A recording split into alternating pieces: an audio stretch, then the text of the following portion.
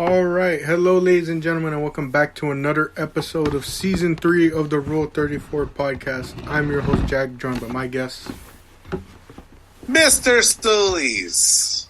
All right, so how have you been, sir, since the last time we have seen each other on Zoom? Goodness gracious, Jack, what a week. I tested positive for COVID on Wednesday, and I've been home ever since. As we record this is about a week later. I feel fine. I just sound stupid. But, the fever was the worst. The fever was like, I clocked in, Jack, on one night at 102 degrees. Oh, wow.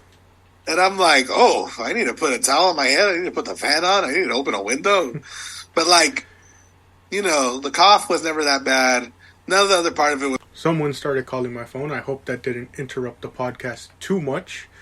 But, I've been doing well, of course. I'm hoping, of course, the speedy recovery. I've been very busy, as the listeners know, with all these past episodes. And I don't expect anything to slow down here, as we'll likely need 2 parts, as we've needed every year for the past 2 years when we've done our list.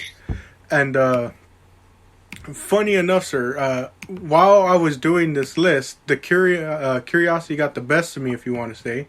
And I wanted to check what were our top 10 lists last year. Yeah? Yeah, so I went and looked, and I wonder if you're continuing your theme of your number 10 being, if you want to say, gimmicky in a way, because if I remember correctly from 2020, your top 10 was the social distance match. Yeah. And then last year, your number 10 was Randy Orton versus Alexa Bliss at Fastlane. The rest of your list reads as this. Number 9, Cameron Grimes versus LA Knight at TakeOver 36. That's a good match. Eddie Kingston versus Gabriel Kidd at New Japan Strong Nemesis. That's what I saw in person. Matt Cardona versus Nick Gage and GCW at number 7. That was some wild booking. 6 is Jay White versus Kota Ibushi at Wrestle Kingdom that year. That was a good, emotional match, huh? Number 5, speaking of emotional matches, Bianca Belair versus Sasha Banks at WrestleMania 37. Number 4, Reigns versus Daniel Bryan and Edge at WrestleMania 37. Woo, wow, what a year last year was. Number 3, your top 3 reads, number 3, Lucha Brothers versus Young Bucks at All Out in the Steel Cage match. Dang. Number 2, Walter versus Dragunov at TakeOver 36. Yeah. And number 1, Number 1, Minoru Suzuki versus Bryan Danielson on the Rampage buy-in. Wow. What a blast from the past. And I didn't even look at my list last year. I'm using the same notes app. Goodness gracious, it warms my heart to be reminded of all those matches that happened in that order. Yeah. Was a good year for wrestling last year. Heck yeah. How about your list, Jack? Have you fallen into any patterns or trends as far as your list makeup goes? I think mine this year is drastically changed, except for 2 things that will be evident as you'll see in my list. But so top 10 from their little tournament that they run every year. I had Utami versus Azumi from Stardom in their tournament match at 10. Number 9 was Jordan Devlin versus Santos Escobar in their ladder match for the Cruiserweight Unification match at TakeOver Stand and Deliver. Number 8 was, surprisingly, my only tag match of the year on the list. Grizzled Young Vets versus Legado del Fantasma versus MSK for the NXT tag titles at TakeOver Stand and Deliver. Yeah. Number 7, Ishii versus Moose at New Japan Strong Emergence. Yes. Number 6, which looking back with hindsight, I would probably put much higher, but it's Minoru Suzuki versus Bryan Danielson on that Rampage buy-in. Still crazy to look back and think we got that match on YouTube. Golly. Another match from Stardom featuring Azumi again versus another competitor, Natsupoi. Funny enough, I did a video on Azumi this year for my game day edition of the podcast, where I basically talked up that she was one of the wrestlers this year in my Wrestler of the Year contention, and that may or may not be a spoiler for this top 10 list that's coming up. Oh but my! number 4, I had Shingo versus Tanahashi at New Japan Wrestle Grand Slam. Number 3 was Ciampa versus Walter at TakeOver Stand and Deliver. A really great TakeOver looking back when you see how many matches ended up. Edge versus Rollins at SummerSlam last year. And number 1, Walter and Dragunov at TakeOver 36 at number 1. Very interesting, and the biggest change is going to be very evident with my list when people see what I have on my top 10. Alrighty. You want to just get into it? Yeah, let's get right into it because I know time will obviously be of the essence, and I'm ready for people to try and tell me that I'm on a certain side with my top 10. Yeah, I love it. I took a step back and saw my breakdown. It's 50% WWE, but it's 50% non-WWE. All right. Well, let's completely by accident. All right. Well, who do you want to go first, sir? Jack, age before beauty. All right. I think I'm doing that right, but you go first. All right. Well, my top 10 starts off similar like last year with a Stardom match. This Stardom match features Kairi making... This is not her return match to New Japan, but this is her... Or not New Japan, Stardom. This is her third match back in Stardom this year after she made a return earlier in the year. She's teaming with Tam Nakano, going against Utami again, and a rookie from this year from Stardom, Miyu. This happened at Stardom's Flashing Champions event. And so for me, this year was kind of a big improvement, essentially, from last year. As I mentioned, I only had one tag match on here. Already starting off with a tag match here, and I have multiple of those. A couple of, like, I won't name all of them, but I saw a lot of people talking up a match this year from Defies Wrestling between Swerve Strickland and... I believe his name is Nick Wayne, very young guy who got a contract from AEW for when he turns 18. And so when I watched that match, I was really impressed with it, and I liked the concept of, like, Swerve essentially came back and was seeing this young rookie trying to make a name in the promotion that he used to be prominent in, you know? And Stardom had a similar storyline with this match where, you know, Kairi's coming back. Miyu barely started off this year, and so she's kind of wanting Miyu to have the wrestling experience that she went through when she was first starting off. And the funniest part is, like, the way they improved upon that Swerve Wayne match here for me was when Miyu walked into Stardom. Her first match was against who she's tagging with in this match, Utami, who is a former world champion in Stardom. And so it's like, that was her first match, going against a former world champion in the promotion. And so it almost adds, like, in a sense, if you want to say, a sort of level of disrespect for Kairi and Tam to look at her and be like, you went against a former champion in your first match while a lot of us had to work our way up. And so this entire match is just the two of them absolutely, if you want to say, bullying the hell out of this girl with all the chops, all the back fists in the world, all the suplexes, as she keeps trying to get the tag out, you know, and they just, for a majority of the match, will not let her tag out and subject her. And it gets her a good, you know, fight from underneath moment, you know, as she's constantly trying to fight it off. And then when Utami gets tagged in, she gets to demonstrate her strength against her two opponents. She has some really good release German suplexes in this match. And it teases the eventual one-on-one match that I'm still waiting for between her and Kairi. And I just overall love the story of the rookie having to work from behind. And it's also great to see Kairi back in a wrestling ring this year. It sounds awesome, Jack. It sounds like she got Daniel Pewtered. Very much so. When watching back a lot of the highlights, I was like, my goodness, did Kairi put her through hell with this match. Dang. Trial by fire. And the funniest part was when I went to look at, like, some people's reviews of this match, some people said they think Kairi was holding back in this match. And I was like, if that's holding back, I don't want to see what not holding back is. Wow. Hey, who wins? Kairi and Tam. Got it. Great match. Nice. How about you, sir? What was your number 10? You called me out, Jack. You said my last 2 years, number 10, have been a gimmick match. I got a gimmick match for you. One that I said I have to shout out, but one that's it's not going to get too high. I'm talking about the gimmick matches of all gimmick matches. It was the last man standing match for the undisputed WWE Universal Championship at SummerSlam in Tennessee. Brock Lesnar versus Roman Reigns. What has to be said, Jack? That man came to the ring on a tractor, and you said, is he just going to use it for the entrance? And he did not. He did not, Jack.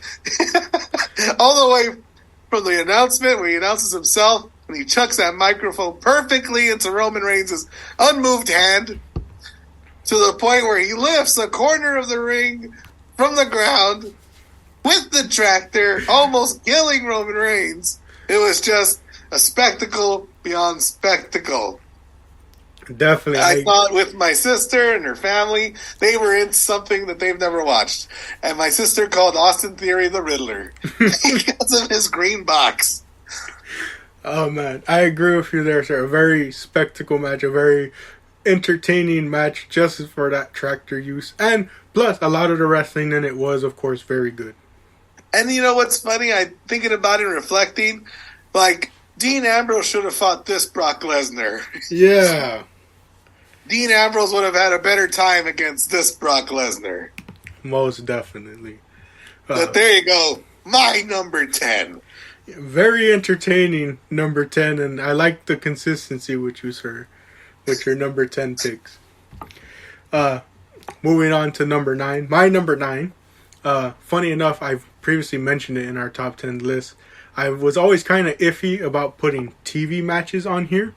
But I kind of break that rule this year. But we start off with one of many to pop up on my list. Number 9, Hangman Adam Page defending the AEW World Championship against Bryan Danielson on AEW TV. The second encounter. Me personally, I know a lot of people are going to look at this as an unpopular opinion. But how do you improve upon a match that previously went an hour and ended in a draw? You cut the time in half and have a definitive finish to it. And that's what this match had in the second encounter. Nice. Yeah, I know. I get that.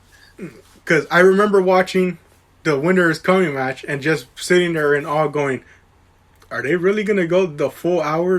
And then they ended up doing it, but there was no finish to it. Here, you get a finish. It's half the time. It's quite a bloody affair with both men getting busted open pretty quickly, and it's no surprise when it comes to AEW. There's a lot of amazing spots. My favorite is when Hangman goes for the buckshot. He misses, and as soon as he turns around after hitting the ropes, he's immediately hit with the running knee from Danielson. Just perfect timing from both men. Wow. A lot of false finishes, and though too many, the finish was never in doubt. They did do a lot of spots where they played with your emotions and made you think, wait, is Danielson actually going to win this? Even though for the most part everyone knew he wasn't. Mm-hmm. And then the highlight spot to me is the two men just start headbutting each other like they're Shibata and Ishii, but then they take it a step further where by the time they get up to their feet, they just start lunging and leaping at each other with the headbutts to one another. And then right after, to play on just the damage to the head, Danielson hits a Gotch-style pile driver like nothing. And, man. Definitely a really good, especially for a TV match. And it was one of the early bright spots to Hangman's title reign that I know kind of soured on a lot of people, but still very much enjoyable on a rewatch. It sounds great. Yeah, it sounds hard-hitting. Definitely. Was very good. How about your number 9, sir? My number 9. You'll be proud, Jack, that I probably have more tag team matches on this year's list than any other. But this one's a tag team. It was on the pre-show of the Forbidden Door. It's Swerve in Our Glory. Shane Strickland and Keith Lee versus Suzuki-gun. All the way from Japan. Kanemaru and El Desperado. And, when I saw it the first time, I know who those guys are, but they're in front of an audience of people who don't, and they just look completely unfazed, They're in America. They look completely unfazed. There's a giant language barrier, but they were just in their element so much. Kanemaru teasing Keith Lee, right, standing on the second turnbuckle going, look, now I'm tall now, so good. Desperado, tearing apart Shane, Swerve, Strickland. and just making you think, oh, you know what match I want to see one-on-one? These two. And you just got so much of it in this match. Yeah. This was like the beginning of what's been going on all year, that will they, won't they break up thing that Swerve and Keith have been doing. So you got like that spot of, oh, he hit me accidentally. But this match didn't rely on that. This was a lot of, Keith is a strong guy, he's going to do strong guy things. Swerve is a fast guy, he's going to do fast things. And what Kanemaru and Desperado did was, oh, actually, we're very good at what we do, and we're going to do it too. So good. So good. A match that's definitely in my honorable mentions. I wanted so badly to include it, but just didn't make the cut, but it's a very good tag match. And it was crazy to think that it was on the pre-show of all things. Yeah. And as far as the Forbidden Door went, right, it was like, these are the dream matches that we all wanted. No, they're not. Yeah. They're dream matches that you all politically agreed were going to happen. But I'll never forget, Jack, it's like Rock versus Hogan. They were like, this is a dream match upon all dream matches. And I remember then thinking, no, it's not. Austin should be in this match, but this is what we're going to get. I mean, it was good. It was incredible, Jack. This is one of the best ever. But was it the dream match that was hanging on everyone's tongue? No. So this was just one of those perfect, we're two American guys, you're two Japanese guys. Let's get it on. Ding, ding. Yeah, and just have to shout out that sequence where Swerve went off and, he pulls, I think it's Desperado, and he super kicks him while he's, sitting on the apron, and then does the foot stop diving onto him on the outside. Yeah. I really love that. Yeah, great match. Oof. All right. My number 8, sir, comes from a show that just happened this week. Hey. As Mr. Solis had mentioned to me over the weekend, that it's a good thing we chose this because there may be a match of the year contender on this card because of what was announced. And to many people, they thought it should have been the main event, but I think they main evented the last Ring of Honor pay-per-view, so some people might have seen it as redundant. But with a stipulation like this, you're kind of surprised it almost didn't main event. It's FTR versus the Briscoes in a dog collar match. Now, I don't think it's quite high up on my list as other people have it, but it was still a really great match that I saw and was a really bloody affair. I know some people might think there's a little recency bias having it on this list because some you need more time to digest, but I just remember first watching it and it's a much improvement on the previous two in my opinion, just because I don't know, I remember seeing the first match all the way back in April and I was like, it was good, impressive, but I wasn't blown away. I never saw the second match, but the moment I saw that the dog collar stipulation was coming into play, I was like, I have to check this out solely for the reason of what the heck does a tag team dog collar match even look like? I'll tell you what it looks like. A very bloody affair as even the ref gets busted open in this match. Dang, it's true. Jack, it's on my list. It's a little higher too. We'll happen upon it when we get to it. But I was excited to have caught it too. I excuse me. Yeah, I wouldn't have been surprised if it ended the night. But I think they had a really important story to tell with Chris Jericho and the Ocho. But they certainly gave it the time. It certainly had a lot of time. And it's funny, it had so much time that somewhere in between, and somewhere in the middle, I'm thinking, nah, ain't gonna be my list. Maybe it's this gimmick match number 10 spot. I honestly am thinking to myself. And then, Jack, it lasted so long and so much had happened that it got up even higher on my list. Because it was so eventful. Yeah.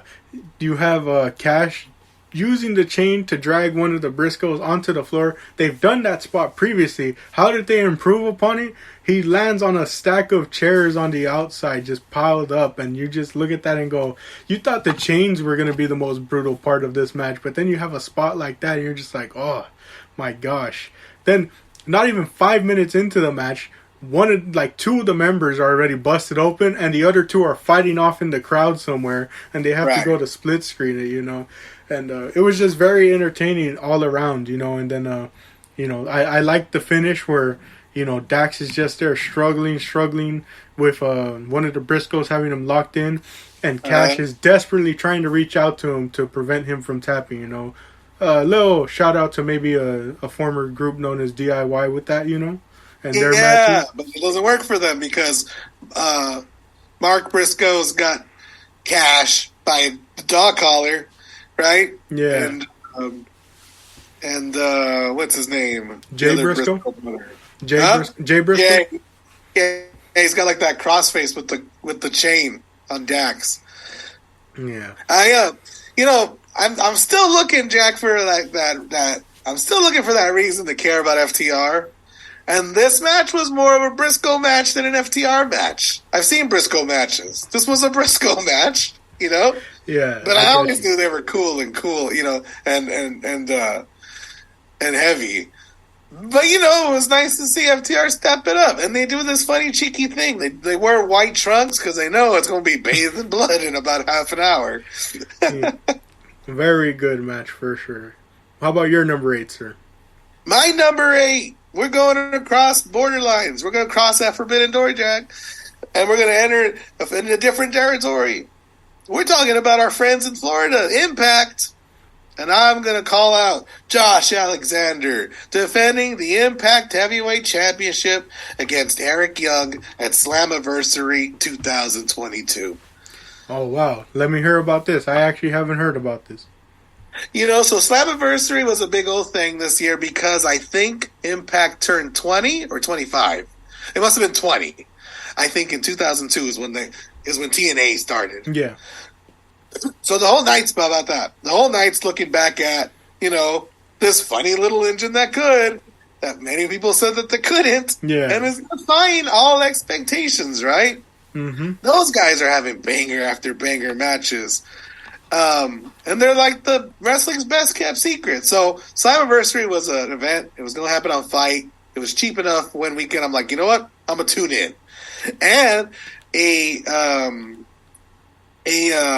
honorable mention for me was the Monsters Ball match between Moose and what's his name? The crazy guy. Moose and Sammy Callahan. Sam Callahan. That was a wild one that they did right because they put him in a room for 24 hours with the dark and no food. But this Josh Alexander Eric Young match, Eric Young is like, hey, I'm an original. I'm gonna take my rightful place at the top of the mountain, whatever. Josh Alexander is this tag team guy who's really made himself a career and a legacy as a singles competitor. And I think the match that they had was everything that Edge and Orton tried to do with the greatest match of all time from 2020. Remember that? Yeah, I remember. Because this match has all those callbacks, but they do it and it isn't obnoxious. Josh Alexander, for example, calls back to Kurt Angle, taking his singlet, his shoulder straps off. They do spots that call back to Jarrett with the guitar. They call back to AJ Styles. I think one of them hit the Styles Clash, and it was like, oh, this is kind of fun. This is really not obnoxious, Yeah. Like where Edge and Orton were overbearing. This was wasn't subtle either, but I don't know. Maybe it's because of how humble the whole promotion is. It just felt right. And Josh Alexander puts away Eric Young. His friends try to interrupt, but his friends are bad at doing what they do. They had already taken the ring apart, so now they're on the wooden floor, and he does his big old spike pile driver onto the wood for the win. All right. Sounds very interesting. Definitely might have to check that one out.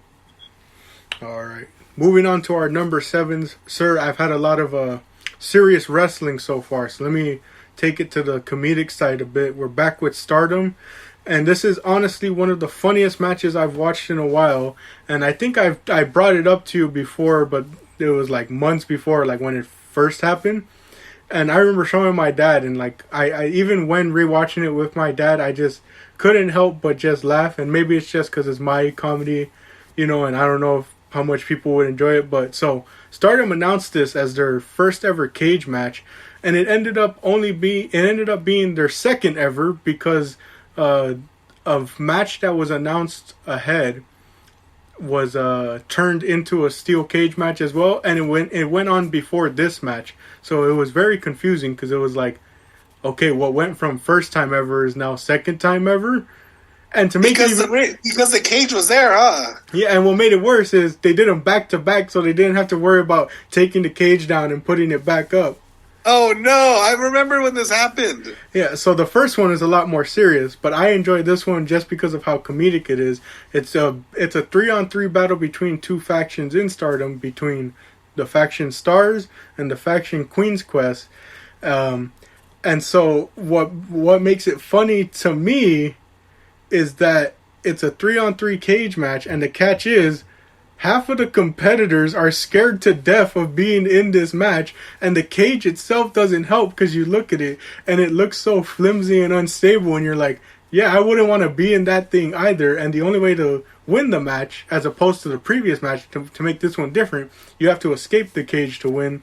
So it's like, you have three people in this match who are just scared of heights and scared to go in this thing, and the leader of Stars, Mayu Iwatani, she literally has to be dragged out by her two teammates because she doesn't want to compete in this cage. Oh, wow.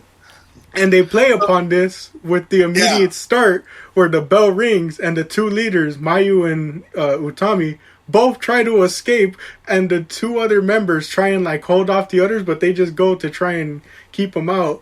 And so that they play upon it like that, and the entire time, you know, there's good wrestling in between, but the three Mayu, Utami, and Saya, the three of them are just definitely scared of climbing this thing and trying their best to get out of it. And Saya, it's so funny when she gets out, because she gets out and they have a camera right there as soon as she jumps out the cage, and Mayu's standing right behind her, and you just hear her look up, and she nearly is bursting into tears after finally climbing down from the cage. And I just couldn't help but start laughing at it so much.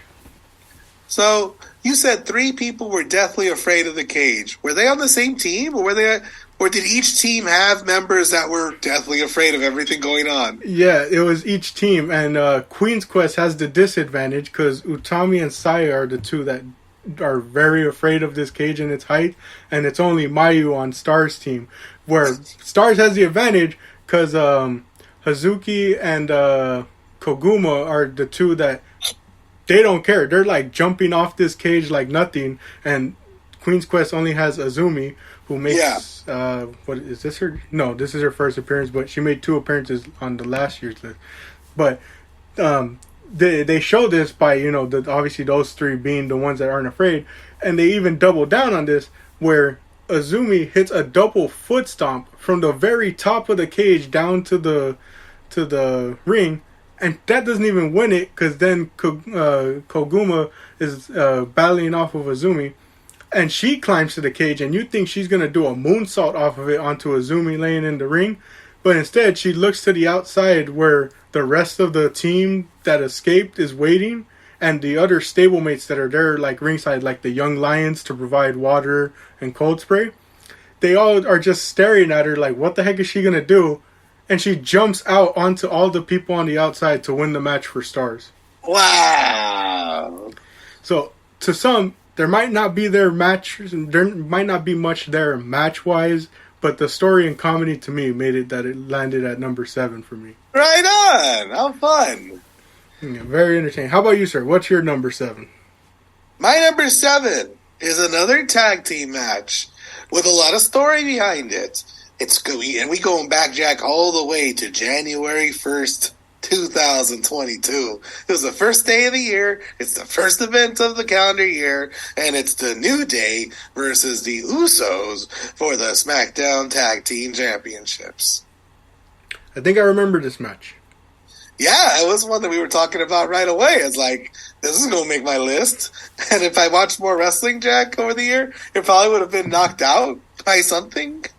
But this was just a wild, affair between the two teams. It's Kofi and Xavier. And I forget which one walked in as champion. I forget. Oh, well, we definitely get an Uso win because, This is like, they're on the rise. We're not breaking records yet, but we're getting there. I look back, and RK Bro, our buddies RK Bro, are only the tag team champions on the Raw side at this time of the year. But this was the debut of the 1D. Their adoption of the 3D to put away their old foes, the New Day. A hard-hitting affair, one that was like almost flawless, you know? And goodness, it just left an impression on me, you know? Hard to beat. And, you know, I didn't see them versus the New Day on that SmackDown where they did break the record. And there's a lot of things I haven't seen on TV that I think has happened. It's been pretty great. But there you go. As far as the ones that I have seen, we're at number 7, and I've got New Days versus Usos. All right. Well, we move on. That obviously, I have to rewatch that one, but I remember us raving about it in our day 1 review. Moving on to number 6, I'm back with Serious Wrestling, and I'm going to be honest here, so that way people aren't speculating. This is my only WWE match on the list. So I know a lot of people might call me a certain shill for certain promotions for only having one WWE match, but I think people will be okay with the match that I chose. Like I said, we're back to some serious wrestling, and we have the return of the prodigal son. We have Cody Rhodes, co-founder of AEW, who left the company earlier this year, making his surprise return to the WWE on the grandest stage of them all. Cody Rhodes versus Seth Rollins at WrestleMania 38 is my number 6. I mean, what more can I say than just the spectacle alone of it all was absolutely amazing. I know a lot of people prefer their Hell in a Cell match, especially because of Cody's Herculean effort after tearing his pec and still finishing that match, showing up to compete.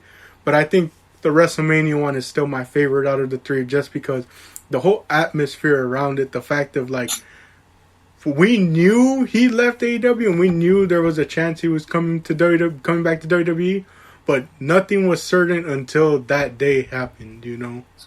And you know, I was given the business to Forbidden Door, the event in June, right? AEW versus New Japan, and this was supposed to be a night full of dream card matches. We were like, I mean, I don't know. Who cared about, I'm trying to think of like a real sleeper on that. Oh, remember when Suzuki teamed with Jericho? We were like, no one cared or wanted that.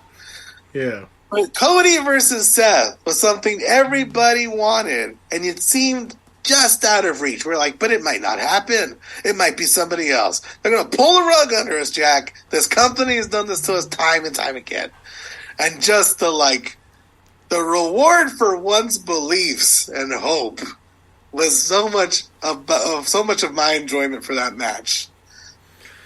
Yeah. And, you know, like, to many, that might carry it, but, like, the match itself was still very good. You know, you have right away the reference to Stardust that Cody does.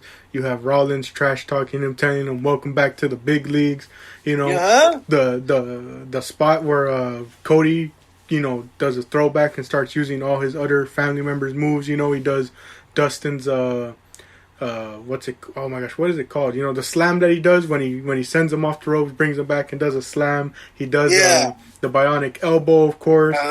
There's a spot where you think he's gonna hit the pedigree, but it's the Tiger Driver. But then Rollins hits him with the pedigree, and then to finish the match, the 3 crossroads. You know, very great match. That, you know, if you want to say is carried by the spectacle, sure, but like, I think just the spectacle adds to what was already a great match. And then there's the prodigal son story that you alluded to. Just like this idea that Cody's come back and he's literally stronger than ever before. You know what I mean? Toe-to-toe with a former WWE champion and Seth Rollins. That's not a mistake. They put him against a guy like that, and he wins. He comes back, Jack, and he wins. Yeah. Telling us all that I ain't here to open no show. You know what I mean? I ain't here to be on no pre-show. Yeah. I'm about to prove to this old man that he can build a pay-per-view and a company on me. Yeah. Very great stuff. How about your number 6? My number 6 is a little ditty between two groups of guys. One's called the Briscoes and the other's called FTR. Jack, this is where I put the dog collar match for the Ring of Honor Tag Team Champions. And let me tell you, Jack, this thing might have lived a little lower if the FTR had won. Because the Briscoes won, honestly, I liked it even more. I wasn't all about what happened after. And this gives us time to talk about what happened after. The Gun Club, they come out and start beating up everybody, you know? Oh, yeah. Talking about, like, you know, ROH is dead and we're going to make sure it stays dead. I don't know. I've heard podcasters complain about AEW's, like, habit of having heels run in and ruin babyface celebrations. It happens so much that I thought, oh, are we going to leave it as is? Are we going to let them celebrate? And honestly, that thought was interrupted by Austin and Colton. Colton. And you're like, stop, let this breathe.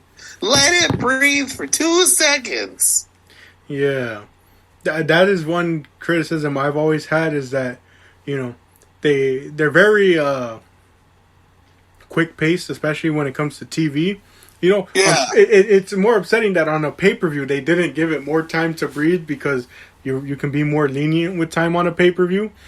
But, like, yeah, that's always been one of my big issues. Like, something will happen on TV and boom, here they are rushing to the next segment already. And it's like a 30-second backstage interview and you're like, you could have used that time to let the moment sit with people, you know?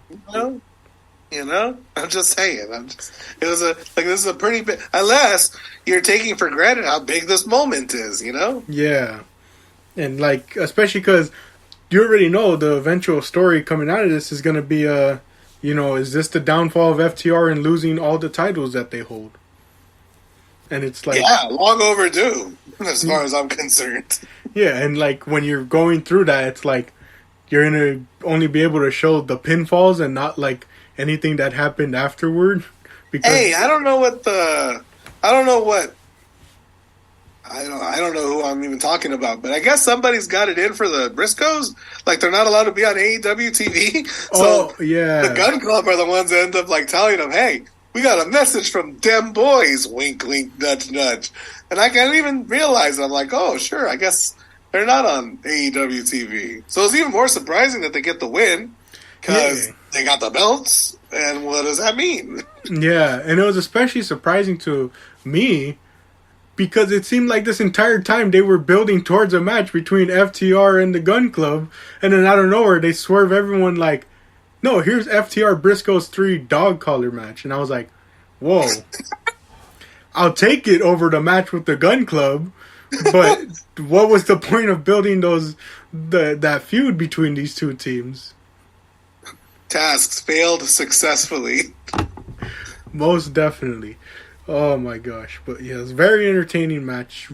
And sir, the question I want to ask you, there's about 6 minutes left on this episode. Obviously, that's not enough time to cover the rest of our list. But that leaves us right here at the perfect moment to split this right down the middle. 5 matches covered in one episode, 5 in the next. I'm down. All right, so we're going to close a bit early here. Thank you all for joining for this episode. We'll catch you on the next episode where we discuss our top 5 matches of 2022. Thank you all for joining for this one. See you in the next.